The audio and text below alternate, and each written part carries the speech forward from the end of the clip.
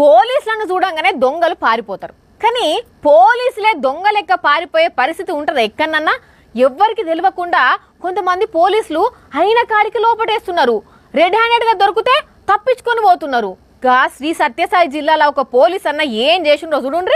మంది సొమ్ము మంగళవారం అన్నట్టు సీజ్ చేసి పోలీస్ స్టేషన్ లో పెట్టిన బైకుల పార్ట్ కింద ఇప్పదీసి తన బైకుకే వేసుకుంటున్నాడు ఈ కానిస్టేబుల్. మరి దందా ఎప్పటి నుంచి నడుస్తున్నదో ఏం పాడో గానీ ఇప్పుడైతే బయటపడ్డది.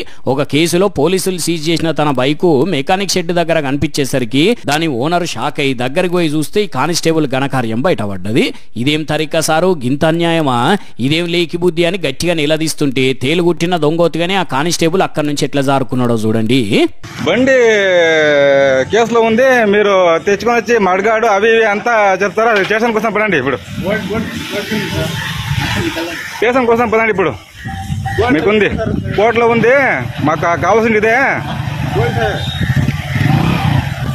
మా శ్రీ సత్యసాయి జిల్లా అగలి పోలీస్ స్టేషన్ లో పనిచేస్తున్న కానిస్టేబుల్ నిర్వాకం ఇది. ఓ పోలీస్ అన్న, దొంగలను పట్టుకునేది ఇడిచిపెట్టి నువ్వే ఇట్లా చిల్లర దొంగతనాలు చేసి తలొంచుకొని పరారైతుంటే సిగ్గనిపిస్తలేదా అనే? కొంచెం అన్న సోయి ఉండాలి కదా. మరి కానిస్టేబుల్ కక్కుర్తి పనుల మీద పెద్దసార్లు ఏం యాక్షన్ తీసుకుంటారో వాళ్ళకే తెలియాలిగా.